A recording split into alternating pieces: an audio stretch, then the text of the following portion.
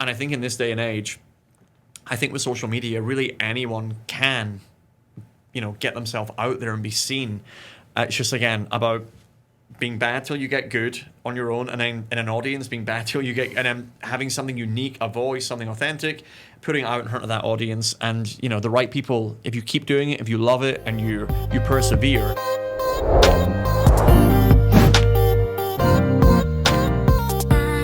Welcome back to On Call, where we talk about all things Las Vegas entertainment industry. I'm your host, Matthew Gob, and we are back with another episode. Our guest today was born in Scotland. He's a mentalist, comedian, innovator, some say the closest thing to the real-life Sherlock Holmes. The only mentalist to perform on London's West End, Broadway, and the Las Vegas Strip, as seen on America's Got Talent, The Today Show, NBC, Britain's Got Talent, the Royal Variety Showcase, and much more. Now headlining his own show at the Harris Casino on the Las Vegas Strip, ladies and gentlemen, Colin Cloud. Hello. That was quite the build-up. That is, you say all that, and I'm like, oh, yeah, I've done a couple of things. So thanks for the reminder, man. Yeah. Absolutely. Yeah. How are you? Yeah, great. Show's over now. Yeah, done. Yeah, that was it. That's all we had time for was that build-up. So, thanks for watching. See you next week. You're awesome. You're so funny. Thank you for joining us here. No, of course. Thank you for having me. Yeah. Like I was saying before we even hit record, it's amazing to get you in here on such a busy schedule, and to get your curated experience and your side and perspective on Las Vegas entertainment industry here. For sure, yeah. I've been here for years now. It feels, well, I say it feels like it's because it has been, right? But yeah, man, it's been a journey. So happy to share. That's amazing. And audience is going to be really intrigued to hear today's episode. So again, another great opportunity for us here. With such a decorated resume here, can go on and on and on. Which you already have, by the way. Yeah. And I can still go on and on and on. Please stop. Jeez, I'm going to get a bigger head than I already have. This hair can only hide so much. Love his hair. Love the volume. Yeah. Something I wish I had. So where did the love for your craft begin? Where did this all start? So you touched on one thing there. You said real life Sherlock Holmes, right? As a kid, I discovered the works of Sir Arthur Conan Doyle, this character, Sherlock Holmes. When I first read the books, I assumed this guy was real and had existed, right? Because they're written from a sort of diary entry point of view. And I'm like, this guy was real. This is amazing. And I used to just skip through the book and find all what I called the cool stuff that he would do, like knowing everything about someone. How did he do it? And I just took little notes on all that and thought, I'm going to go learn this. And I think after like 6 months to a year of like having this fascination secretly, told someone about it. I think a member of the family, and they were like, oh yeah, but he's not real. And I'm like, it was like that, bubble burst Santa Claus moment. You're like, what are you talking about? Yeah, it was horrible. But then the bug had bitten, right? I became fascinated with this idea of, it was never magic. It was all about understanding people, the world. I got so into like science. So while a lot of kids in my industry get magic sets, I wanted like a microscope and a chemistry set. And I just loved that side of things. And then I discovered psychology and the idea of understanding people. And that led to me at school. I loved learning, so I got accepted to university at 15. I started at 16, studying forensic investigation. Ended up specializing in criminal profiling, which is mad. But I discovered stand-up comedy in the midst of that, and realized comedians are like real life Sherlock Holmes because they observe people, they're watching everything, they're paying attention to life, and they share that in a really entertaining way, right? And I thought, wow, I want to learn that skill because public speaking is the number one fear of human beings, and they want to be in that environment. So I thought, I want to go learn how to do that, and started adding in some of the weird mentalism, psychological trick stuff that I'd been coming up with. And yeah, before I knew it, I was on stages performing for like 50 minutes. Like I was such a shy kid. So to even do 5 minutes to begin with was mad. And then, yeah, before I knew it, I was, on this wild journey. Wow. So, like, when you kind of knew that was what you were going to do, and you started pursuing it and taking actions into doing that, where was like kind of the first steps of you going into that direction now? So the first step really was, it was the comedy club, getting on stage for 5 minutes, and learning, I think, regardless of whether you want to do mentalism, magic, dance, singing, I think there's always going to be that period where in private practicing, you're bad, then you get good, right? And then you go in front of real people, and it's a new dynamic. And it adds a different pressure, a different stress. So again, you kind of need to go from bad to good again, right? And I always had this love of this stuff. So I think I'd gotten good at it, or passable at it, with like performing for friends, one-on-one, small groups, and got over that fear. But yeah, getting on stage changed a lot because, like, again, really shy, really nervous. And I think you need to accept, if you want to do any sort of performance, for the majority of people, there's going to be an episode where you're just bad, right? And I think the quicker you accept that and come to terms with that, the quicker you get on the journey of getting towards being good. I think a lot of people stop pursuing this stuff because of that fear of, it's not perfect yet, or it's not ready yet. It's like, well, if you don't get up and do it, it never will be. So the quicker you start taking risks and just, again, I was only doing 5 minutes to start with, and now it's like 90 minutes, right? So it's like, you need to just put yourself through that, and it's a muscle, and you learn, you grow, you develop, and and I think that is the thing that could have stopped me early on, but thankfully had the right people around me back then to just keep pushing and nudging and being like, no, this is, it's great, it's different, and thankfully that was the really constructive, positive start that really made a difference, right? I mean, a lot of it does come down to then who you surround yourself with, the feedback and the impact that they have. I mean, if we jump forward to today, I believe that the team of people around me now are like better than I am, and yet they're willing to come in and help me and support me and help make me look good so the audience love it and enjoy it. But I do think that is, a big component of what it is we do is trusting ourselves and that passion, listening to people who are smarter than us, knowing that they're giving you notes from a place of love, care, and admiration, and implementing that as quickly as you can to just keep climbing that ladder. Yeah. I found myself finding that it almost kind of feels like a flip of a switch once the brain is like, okay, I get it. I can accept these things. And the quicker that I accept it, then I can start advancing in my craft and really curate it into what your identity is, or like what people see you as now. And it's rewarding because it feels authentic. It feels like this is really what you want to put out, right? For sure. I mean, I think authenticity with any art form is like, it's key. And I think a lot of the time in what I do, I'm sure it's the same with dancing, and it's certainly with singing, like copying songs, but in magic, like copying tricks and doing it the way you saw the guy teaching you do it. And I think if you always stay in that lane, that's fine. There's nothing wrong with that. But I think I really wanted to, I've always had this desire to like push myself and see how far I can take things, no matter what it is I'm doing.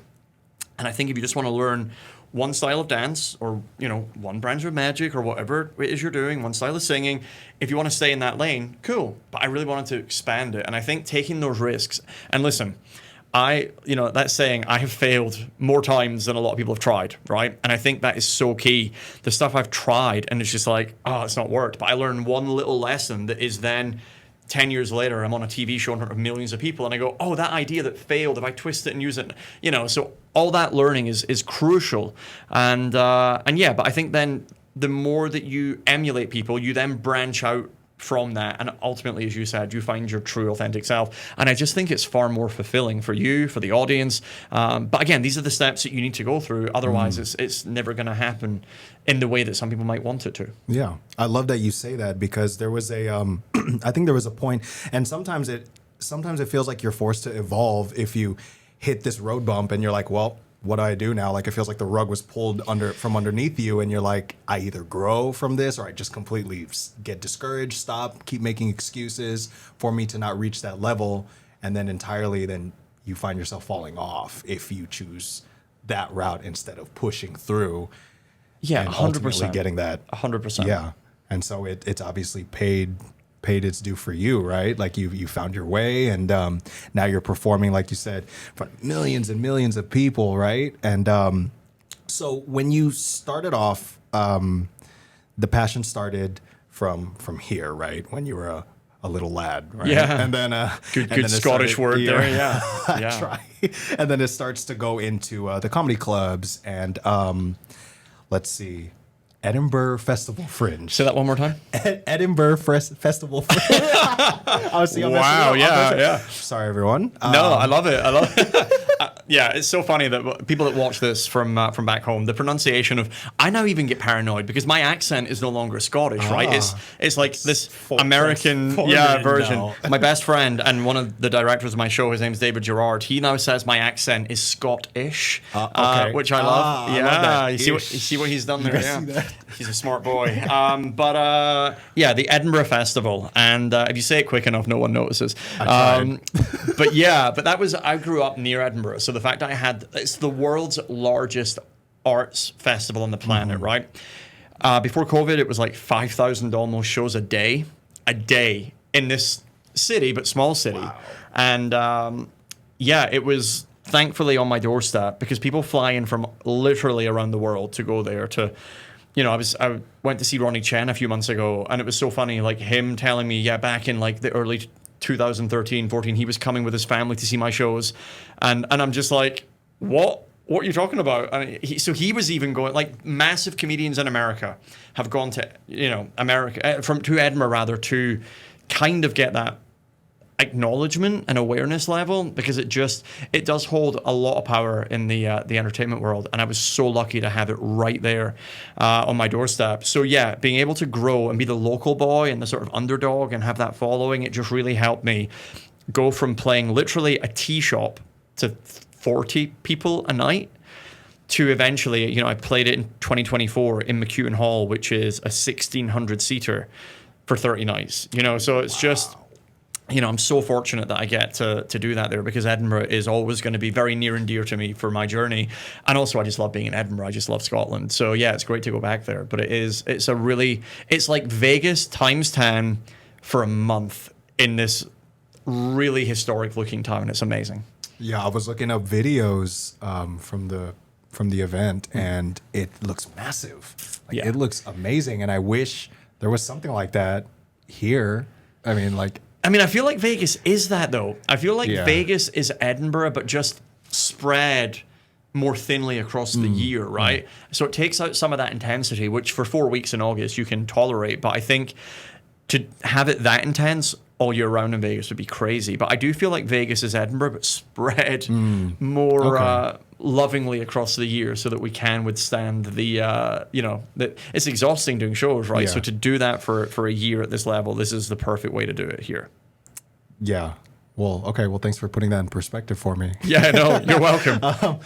So let's see. So going from there, how did you start to find yourself on like the America's Got Talent stage? Because I think that's when I first heard of you. How did you find yourself getting into that? Yeah. So, again, Edinburgh kind of led to me getting a lot of awareness from producers around the world. And there's a show called The Illusionists, which is a Broadway touring show. And my journey with them started when I'd sent them a bunch of videos and said, hey, I'd love to work with you. And I flew down to London and met with the director of the show and the producer of the show. And they were like, look, we're going to do this on the West End. We want you to host the West End show. Now, at this point, I think this would have been like 10 years ago, if not 11 or 12. But certainly I'm in my early mid-20s, right? And I've never hosted anything in my life. And they're like, we want you to host this show. And I'm like, yeah, of course, let's do it. And in my head, I'm thinking, crap. I'm censoring myself here because I was thinking something, a word much worse than that. But in the meeting, I was just like, yeah, let's do it. Sounds amazing. And I also, on reflection, realized that they watched the footage of me, and clearly they're smart people, and they saw in me something that I hadn't quite seen yet. So I'm very grateful to them for, giving me that unknowing push. But I remember making the mistake of asking who else is going to be in the show. And they just started listing all these magicians who are like legends in the world of magic. And I'm just like just in my head panicking, but just like being like, oh great, yeah, sounds amazing. And I'm just like in my head, like, how am I going to not compete, but stand up against these guys who have been doing this, 20, 30 years longer than I have, and they're just phenomenal.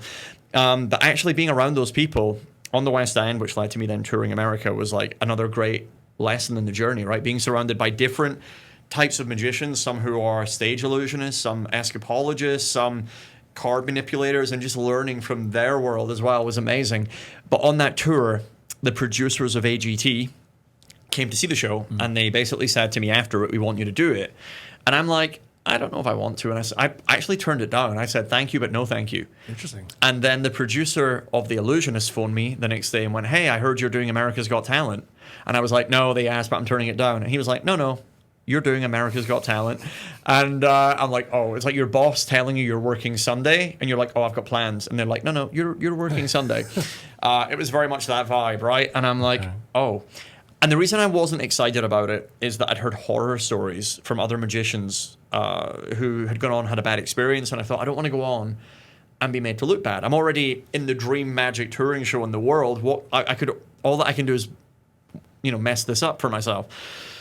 And the more I spoke to the producers, I had ideas, and they were like, nope, can't do that. Nope, can't do that. And I'm just like, yeah, I'm having the same bad experience. Then I remember I was homesick and missed my cats.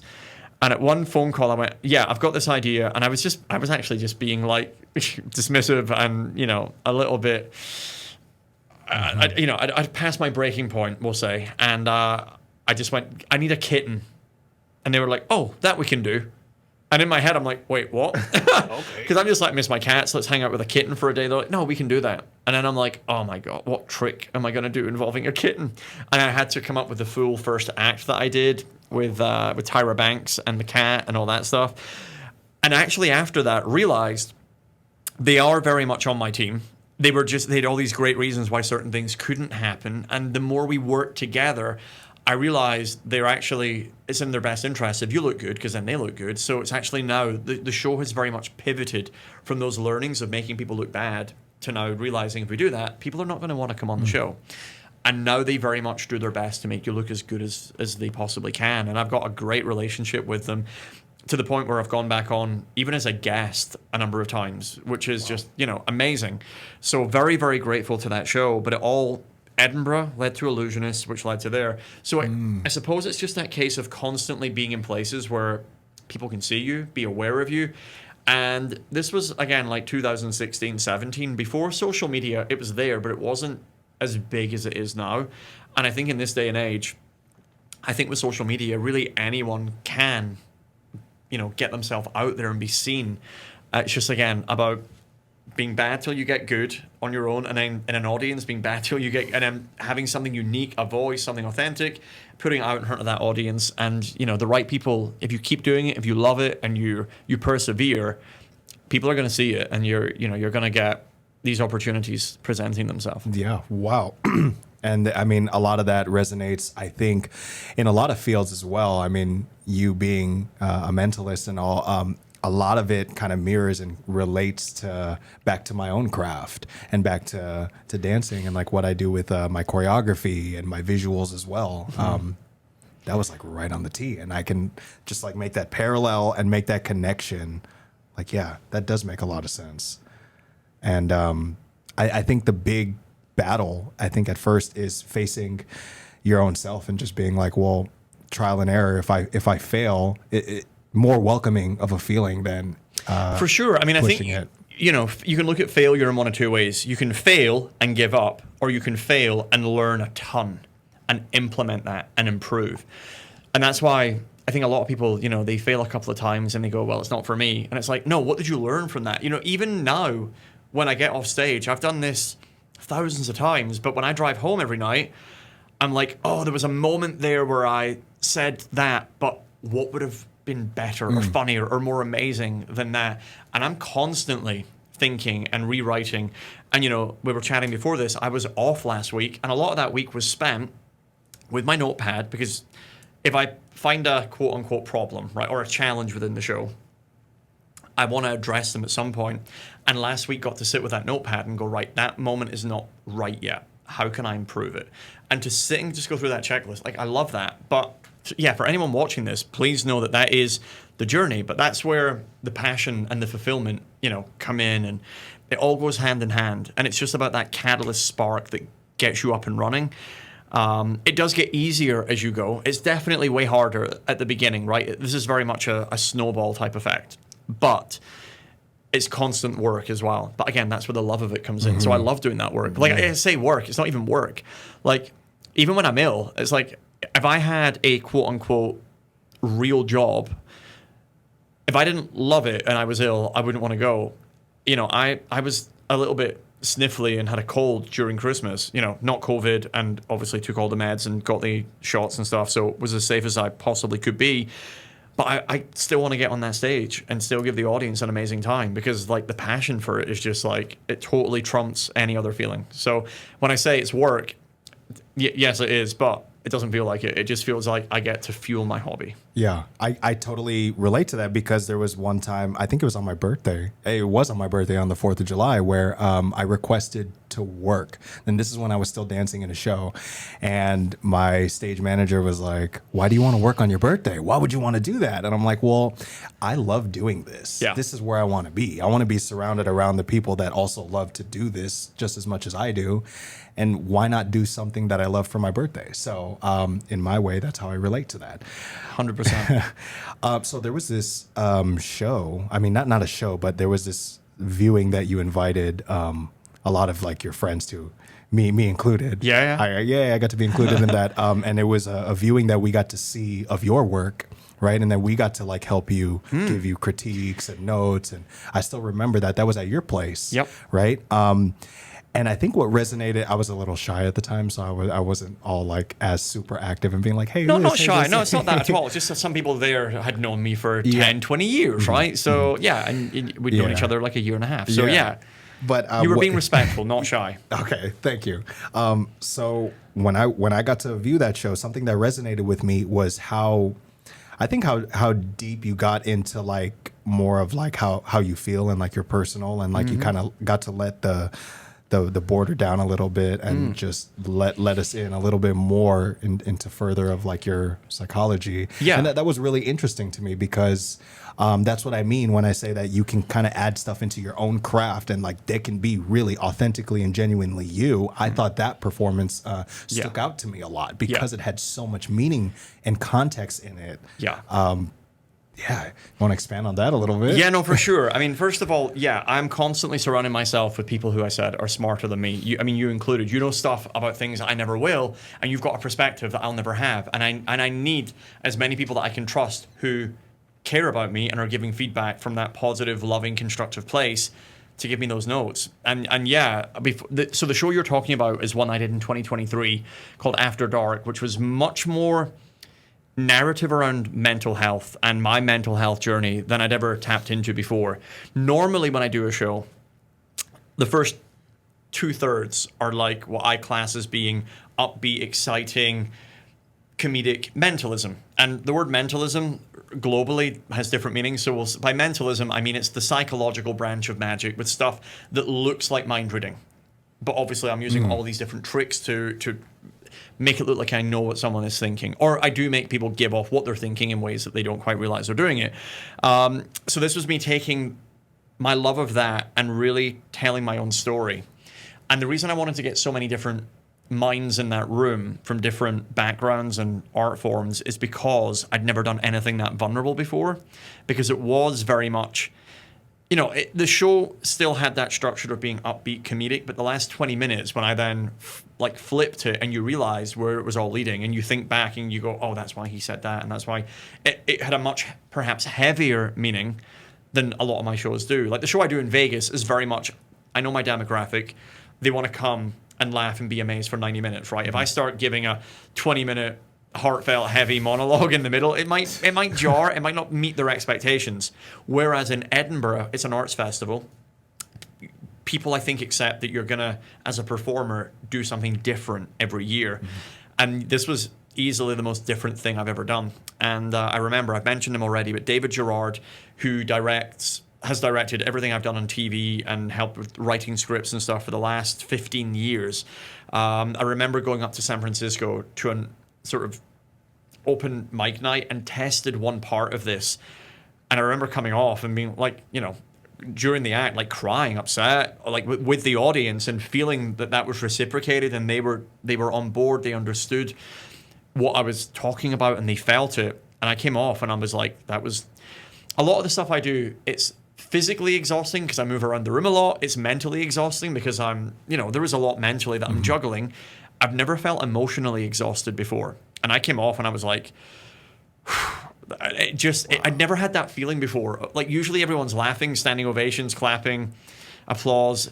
And this night, it was a different mood. I mean, people still applauded, but it was like a very different vibe. And I came off and I was like, in my head, I'm like, was that dreadful? I was on the fence. And he was like, that went way better than I imagined it was gonna. And he was like, you need to pursue this. And it was his push that then made me want to then really dive into it. So I then 6 months to then really build up the rest of the story. And I think when you saw it, I mean, it was a few weeks before and I had too much material. It was then about cutting it down. So with David, I do a lot of the work. With you guys coming in and as muggles, if you will, right? And giving that real person perspective. And then I take it to Edinburgh. And then my other co-director, Ryan Davidson, who is this phenomenal magician in Scotland and in the UK. But his beyond that, as an artist, like a real artist, he plays piano. He's just amazing at like any artistic project. He knows how to use light, space. It's a different level. So between David and Ryan, primarily, we usually are able to kick things into shape. But yeah, having that real person perspective was so important because usually me, David, and Ryan, we can figure it out because we know how to entertain. But I needed to get that perspective of, is this too heavy? Is it too real? Do we need trigger warnings? How do we approach this so that people leave understanding the sentiment and not, and I always want to leave people in a better place than I found them. And it's like, I never want to leave someone in a worse place or believing something that isn't true. I want everyone to be empowered and uplifted. And it's like, how do I do that with this show? And thanks to your input and their input, I think, we found it. It ended up winning one of the major Edinburgh Festival awards. Whoa. So congrats. No, well, thank you. Both for the congrats and for your input. But yeah, so it really resonated with people. And I don't think I'll ever do anything quite like that ever again because of how draining it was. But it was certainly rewarding and fulfilling. And it felt like I was pressing reset on certain areas of my life where I could let stuff go and move on and feel more empowered myself. Wow. And to be that vulnerable and performative at the same time, that's why when you're like, oh, I got off the stage and I felt I was drained, you know?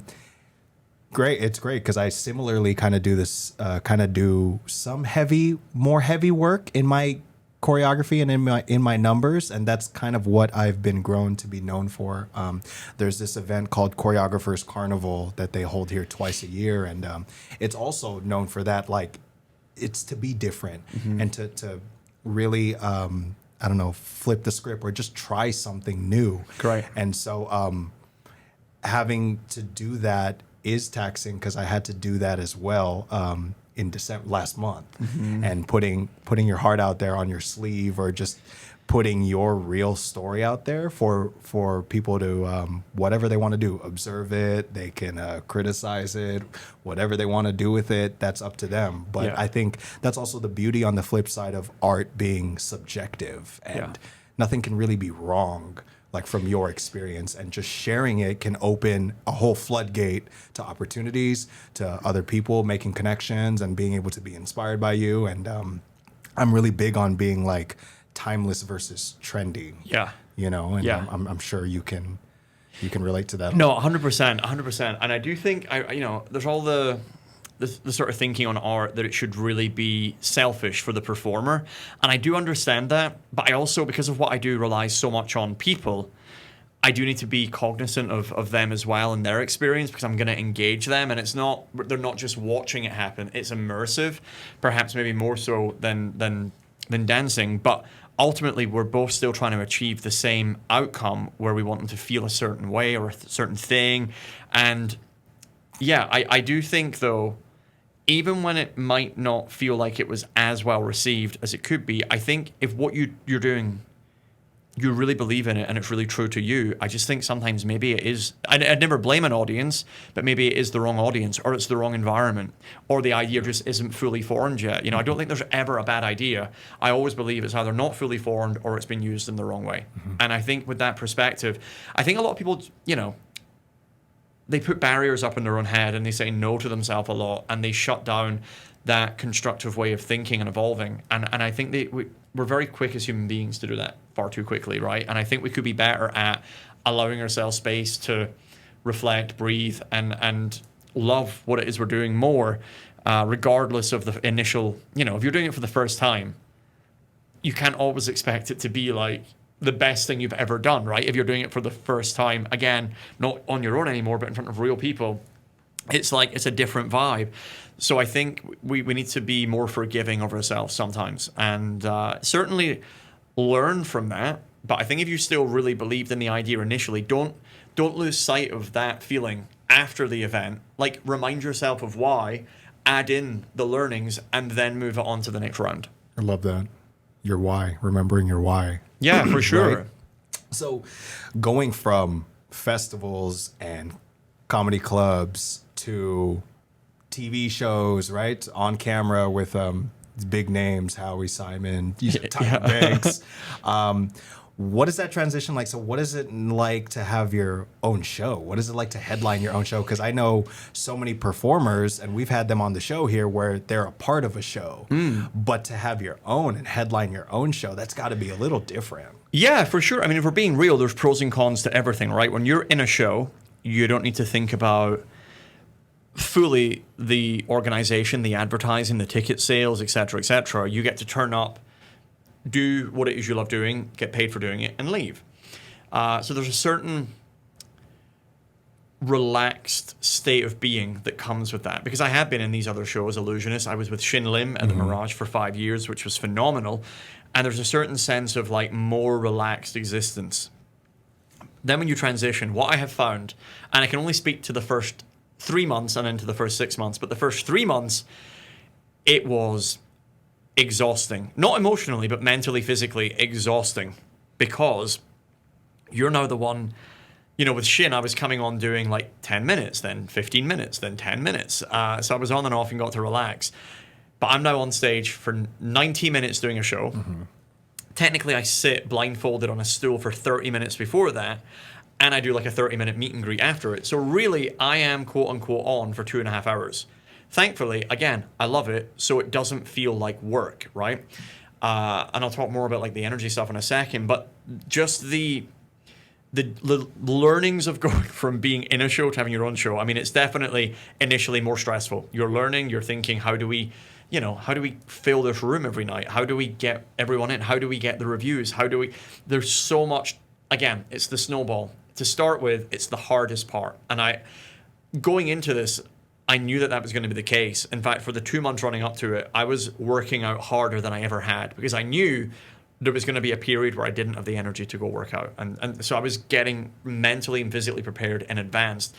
And then just when I started doing the show, like every day you're sitting going, right, last night was okay, but how do I make it better? How do I fix that? Were you in like the dress rehearsal that I did the day before I opened? Yes, I was. And that show for me felt like a 4 out of 10, right? I did not feel good about that. And my team were there, and they were very kind. Ryan and David were in the room. I also had other friends, Eric Dittelman, Brandon Queen, my dad, who, believe it or not, he's watched me for years, so was a very good, honest critic of mine. And overnight, like, they felt the show was like a 6 out of 10. I felt it was a 4 out of 10. And literally, I went from that dress run at noon till like 2 p.m. We were in that room. I went back to the Mirage to do my last 2 shows with Shin, right? And I remember running from the stage to do the show back to my dressing room to get their notes. And I basically told them, after we did the dress run of my show in Harris, I said to the entire room, if you get any thoughts or feedback, give them to Ryan or David. I need to run across the street and get ready, or text me. And then basically, we very quickly went over. I got ready for the show at the Mirage. We had dinner together, and I said, here's how tonight needs to work. I need all the notes collated for the opening, then all the notes collated for this routine, then all the notes for this. And I was running between the stage and my dressing room all night, basically memorizing the new changes, taking out old stuff, working out a list of what I had to develop overnight. And I'm not exaggerating. I would never say this if I didn't mean it. But literally the show the next day, we took it from, in my head, a 4 out of 10 to, in pretty much everyone's words, an 11 out of 10 with those changes. And again, that's because of the people I was surrounding myself with. They kind of felt like it would be fine. And I'm like, I'm not going for fine. No, this is my Vegas headlining debut. It needs to be like perfect. Rock and roll concert, high energy, flawless. And really, because of their input, we managed to take it from a 4. And the reason that helped, the reason that was so important, it turns out, the next day at 2 p.m. So I only had 1 hour sleep that night. I was exhausted, running on fumes. And at noon, I got a text saying, hey, one of the presidents of Caesars Entertainment is coming to see you. And then I got a text saying, oh, the overall head of Caesars for Vegas is coming with his family. And I'm just like, what is happening? And then, oh, these reviewers are coming. I'm like, why would you come on night one? Give me a week. But where they sat them as well, it's like front row tables. Oh, okay. I can see it now in the theater. Wow. And I'm just like, oh, I can see those people. And then one of them got picked, and it was the best thing ever because I was so tired. Usually I've got filters, and I kind of, because it's family friendly, I go through like, what can I say? What can't I say? And I was just kind of like, no holds barred. I'm exhausted. And I was just saying stuff to the president of Caesars, who everyone in that room knows, right? And it just became like hilarious. And I got to then relax and be myself, and everything else clicked into place. And literally overnight, it felt like a different show. So very grateful again of being surrounded by those people who could give those notes and really help direct that show very quickly and steer that ship. But yeah, it was a lot. And then I went to Edinburgh for a month. So then like I got to at least do it in Edinburgh where people know me, and I got to relax and enjoy doing it there. It was a shorter version. So moments got like stronger over the month. And then when I came back, I then just got to trust in the show and focus on, right, what advertising do we do? And just learning about all the other parts of, so many cogs in running this myself. Not myself. I've got an amazing producer, Bill Voltner, who without him, none of this would be happening. But again, it comes down to the people that you surround yourself with, and I'm very fortunate that they're amazing. But the first 3 months were exhausting. And then I learned to stop being on Ticketmaster every day, refreshing, going, have we sold any seats? And just getting that out of my head and going, right, even if only 5 people turn up to the show tonight, I want to be in a place where I get to just love the fact that those 5 people get to see me do the stuff that I love most. Thankfully, it's not 5 people. It's way more than 5. But I had to get that drilled in, that even if it's only 5 people, I still want to give those 5 people the best experience they've ever had. And again, it's trusting that I've done it for years. Like, you start small somewhere and you grow. I did it in Edinburgh, did it in London, did it in Australia. And now I'm just trusting. And it's not arrogance. It's now like, again, because of the people I'm with, they wouldn't let me be bad. So I'm just going to keep improving. I'm going to keep working on this. And Christmas, we were doing 2 shows a day with like hundreds of people at every show. And it's like, it's growing, it's building. Word is getting out that it's worth your time. And yeah, I knew that the first 6 months were going to be like this. So I was ready for it. And that's why now we're chatting January 2025. I'm ready now, like I said earlier, that notepad of little adjustments I wanted to make. And now I'm so relaxed that I can go back in and tackle those. Like, I literally want that show to be a 10 out of 10 show minimum every night. And that is the goal. I feel like it's constantly getting closer. And I think number one important thing I've realized is that if your show is good enough and different enough, people are going to love it. They're going to talk about it, and it's going to just grow. And I need to just trust the process. Wow. You guys have to watch his show, Mastermind at the Harris Casino. It's crazy. I've seen it 2 times now, 2 or 3 times, but I've always left the show amazed and always still questioning, like, how did he do that? How did he do that? Good. And even the things that, obviously I'm not going to say like the context or what's in the show, but I always still get surprised at the very end. And that's a great word, because surprise is so important, right? Yeah. I would gladly sit and tell the viewers like exactly what the show is, but I think a big part of the immersive live experience is that you are shocked, surprised, and constantly on the edge of your seat thinking what's going to happen next, where's this going? And just, I think that's such an important factor. Studies were done on this. My friend Joshua Jay wrote, not a full book, but a chapter of a book all about how important surprise is for the experience of magic. And yeah, that is why some of the moments, are protected, just so that people that still have yet to see it get to come in and enjoy it the same way that you did. Yeah, absolutely. So when you're doing all of these shows, I know there's got to be a difference of performing up here on a stage in front of people and then being up close to them and doing something like, obviously in a closer vicinity to them. Yeah. And I know that's a little bit different, right? Is there a different approach? So I think what you're alluding to here is like Illusionist, that was like between 2,000 and 8,000 seats a night. Shin Lim, the Mirage Theatre, was like 1,300. The room I'm in now is 300 seats. And it feels like, I wondered to start with, how that was going to feel personally. So last February, I went to Palm Springs, and there's a phenomenal comedy magician, like definitely, if not the best in the world, like top 3 in the world, probably of all time, called Jeff Hobson. And he has a theater in Palm Springs, and he very kindly let me come for an evening and do 2 different shows, like an early and a late show. And his theater is 125 people. And in my head, I was going there going, this is going to be quite small. And I always think, for me, the smaller the audience, the harder it is. Or I used to think that.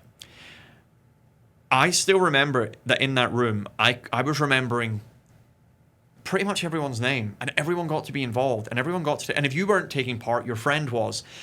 And it hit so differently. Because I think when you go watch a magic show, and it's over 1,000 people, you're going there and you're looking at a magic show. Whereas what I get to do now feels like more comedy club, cabaret style, where everyone who wants to be part of the show gets to be part of the show. And I just think the impact that has it's far more phenomenal for those individuals than just being there and watching someone else's experience. They get to be there and have their own.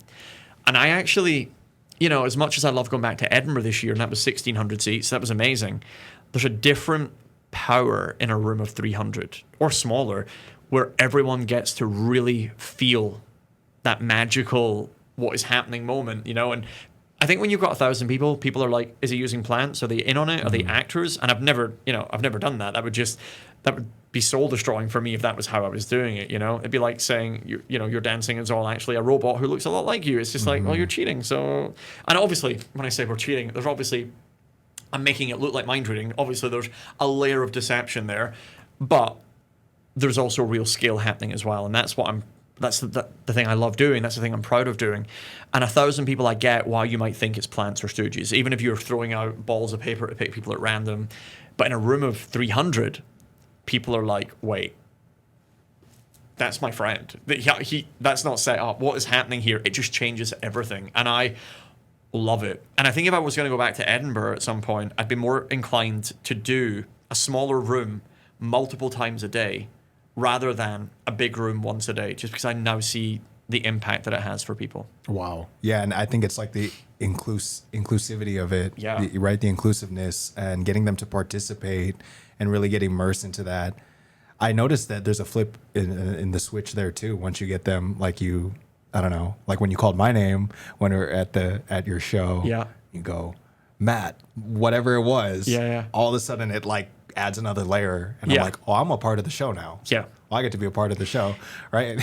Yeah, I think you asked me. No, I won't expand on it. But like, I did feel like I was a part of the show now. Yeah, and that for me is like, again, I said it earlier, it's not like just watching a show. Like it is, people are, I early on, I've gotten better at this as I get older, but not just using or involving people, but really turning them into co-stars of the show, right? I really want people to shine and look great up there and do funny things, but I want every show that I don't even know what's going to happen, right? Every night is different because it's different people, but I just love unlocking these individuals to show their best selves and just ultimately shine within the experience and just make it memorable, make it unique, and just make sure that everyone knows that I am as present in that as everyone else is.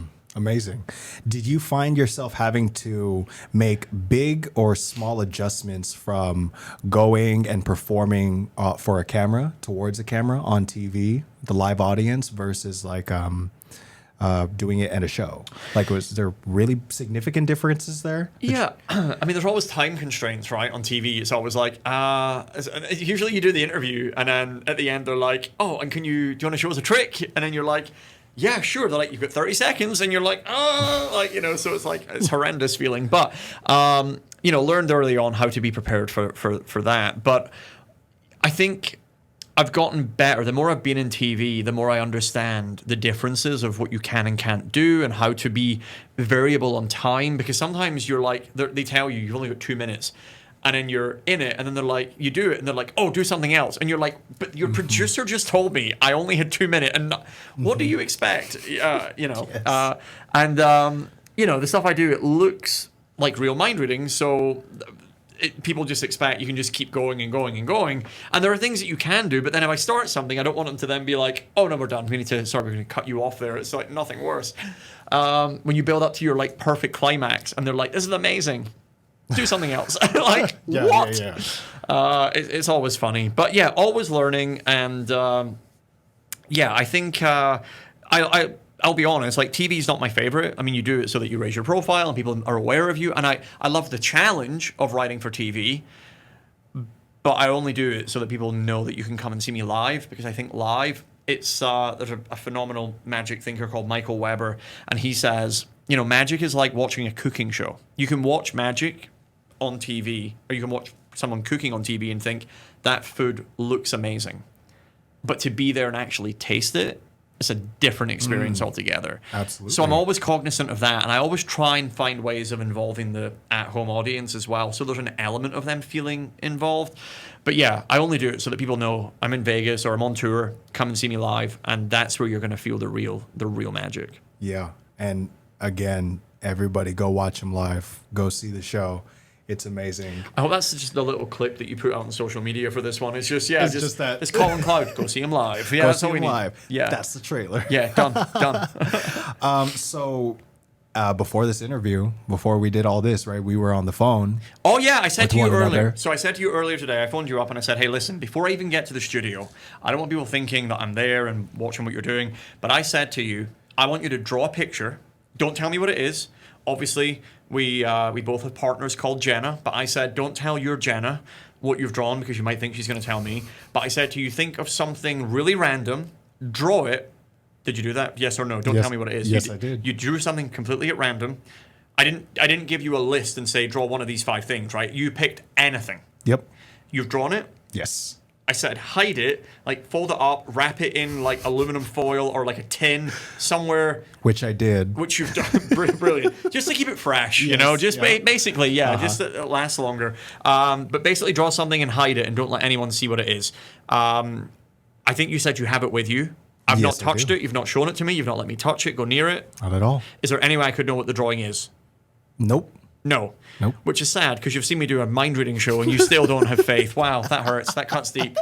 Okay, so we'll try this, right? So what I want you to do, I do have a pen with me. I want you to think of what the image is, okay? And I'm going to have you think of it in a pretty weird way, right? Obviously, this show, ultimately, I hope the sentiment and what people take from this is the idea of, in their own way, being inspired, right? And taking something from it they can implement and actually use. That is the real hope, I'm sure, certainly from me, and I'm sure from you. Mm-hmm. So what I want you to do right now, first of all, is don't imagine it's me sitting here with the pen, okay? I want you to think of someone in your life who has inspired you. But don't just go for like a parent or like, you know, a friend that you've maybe spoken about or told me about. Go for someone a bit random, okay? And imagine they're the one holding the pen, okay? So just look right at me and just imagine that obviously we've got the paper, it's blank, and you're drawing, you're still not showing it to the camera. It's hidden away somewhere, right? Yep. Okay. So just first of all, just think of like the main components, but see me being that person. So see the person, and first of all, I think it's a man you're picturing, yeah? Yeah? Yes. Okay. So leaning in, so it's a bit like, you know, you're still authoritative pose there, less than relaxed. So it's a man, but just see the shape, okay? So just whatever shapes, and try not to move your eyes. But basically, all I'm making you do right now is give off what it is without you realizing it. Mm-hmm. And I think, there's going to be like a few main parts to this thing. So whatever you've drawn, it's an object, yes? Yes. And can you just picture yourself holding this object? Yes. Which rounds down what it could be. So thank you. So you're just telling me what it is without realizing it, right? So you can see yourself holding this object, and I think, close your eyes for a second, right? I'm just going to draw. And my drawing is dreadful. I will point that out, right? But I think some sort of I'm going to show the camera because I'm aware that this might look somewhat questionable. But it's going to be okay. Keep your eyes closed. Keep your eyes closed. I think if it's not that, and again, dreadful at drawing. It might be something. Do you know what? I'm going to draw one other thing that it might be. Okay. My eyes are still closed, guys. Yeah, don't look. And again, I'm going to leave mine face down. Okay.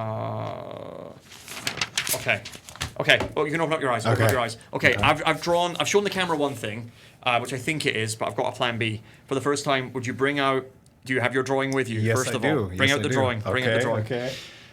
Moment of truth. And you've not told me what the... Okay. What is it, for the oven? Like, what are you doing? Jeez, you've really... Look, everyone. You can't... There's no way you can see, right? There's I mean, no hold on way. to the light. Can you see through it, even through the light? No. Nothing. There's Nothing. no way you can see. Great. So I made it. This is also, foolproof. I will say, it's also the surface that I use as a mirror to do my hair every morning, right? That's how you get this style. That is what's Perfect. happening. Yeah, it's beautiful. I'm going to leave my drawing there, right? Would Okay. would you grace us with the presence of your drawing? Can we see this? Yeah, yes. All right, you guys ready to see my drawing skills? Let's have a Here we look. go. Oh, you've double wrapped it. You have double wrapped the drawing. Wow. You're going to want to frame this later. Here we go. I'm pulling out. Show it to the camera. Please. Can you see that? Oh, an umbrella. Okay, so like a wooden handle. Umbrella, right. I'm not going to go near my drawings. I'm staying away from the desk. Did you Okay. think of anything else first, then change your mind? No. No? No, Okay, was I'm able going to be to- honest. I thought it was a baseball bat. But you I see took a that? second guess, Yeah. which was an umbrella. So I'm glad I didn't stick with the initial. Be honest, when you were looking at me, were you Whoa. thinking Tom Cruise? Yes. Is that who it was? Yes. Yes. Good. You're insane. That's what I go for, yeah. Whoa. You got this reaction is super authentic. I promise you, nothing. We had a small conversation. On the phone, that's why I didn't want on to the see what you phone. drew. Yeah, not FaceTime it You either. guys. Not FaceTime. You guys, this is an umbrella. Yeah. And you guys, this is also an umbrella. This show feels like Sesame Street now. Yeah, it was brought to you by the letter U. You. Yeah. Umbrella. No way. A gift, man. No way. Yeah. And just to be clear, we spoke on the phone, not FaceTime, right? I wasn't No, watching you. Not at all. Yeah. No FaceTime, just on the phone. You guys, this is his drawing. This is my drawing. And what blew my mind is that you also said Tom Cruise. That's exactly who I was thinking of. And I was picturing him in Top Gun, in the first Top Gun with his helmet on, Maverick. And Yeah. How did you know? You're obviously not going to tell me, but This is just what I do. But this is why. But that feeling Yes. is why I do it. That feeling is why I love doing what I do. That was amazing. Colin, that was amazing, dude. Good. Whoa. Good, That's good. never happened on our show either. You are the very first person to do this sort of thing, but at the same time to surprise me on my own show. Good, I I'm glad. usually know everything that's going on. Yeah. You took me by surprise. I was like, baseball bat. Nah. I was like, we'll try again, sir. Yeah. Mind blown. Good. Mind blown. I'm speechless. I don't know what to say anymore, guys. I think that's our show for today. Holy cow. Yeah, To I like leave it. on It's such a also, high note. it feels like today's show is on call in. It was just 2 letters short, right? On call in. On Colin with Matthew Gob. Done. We've done it. That's it, guys. No, where can everybody find you? Yeah, I mean, I'm starting to put out more and more stuff on social media now. I'm getting better at that after, now that I have my own show, I see the benefits of putting stuff on social media. So you can find me on Instagram, the TikToks, the Facebooks, all the places people go look to scroll. I'll be there. Or just colincloud.com. Has loads of videos of me doing this on TV shows and shows you a little of the Vegas show as well. Otherwise on tour in Colorado late February and in Vegas for hopefully the foreseeable future. Yes. That's called Mastermind at Harris, right? Mastermind Harris, absolutely. Amazing. One more thing I'm going to add just because I'm nerding out now and I have all this energy from this. I think it was really cool and I've never... I'd like to consider you as a personal friend of mine. And I've never just when you took us out to dinner, thank you entirely for that. But I was eating my burger, right? And I look at you because you're sitting right across from me, and then in the background it's just like your face, and it's like Colin Cloud, Mastermind, and I was like, I've never really had that moment to see a friend, and I think it was as a friend, I think that it was really really heartwarming to just see that, and now you expanded and got to have this interview with me and tell me a little bit about yourself and you coming up, and it means a lot from artist to artist and just friend to friend to watch you and see people celebrate you in that way. Thanks, man, because I see Yeah. that and it doesn't feel real, right? It's Yeah. so surreal. And I'll Yeah. never, I really, as I get older, if anyone takes anything from this, my two biggest lessons to do well and succeed. Number one, don't be a dick. Number one, don't be a dick. And number two, try as quickly as you can to lose any ego that you have, which kind of ties in with that.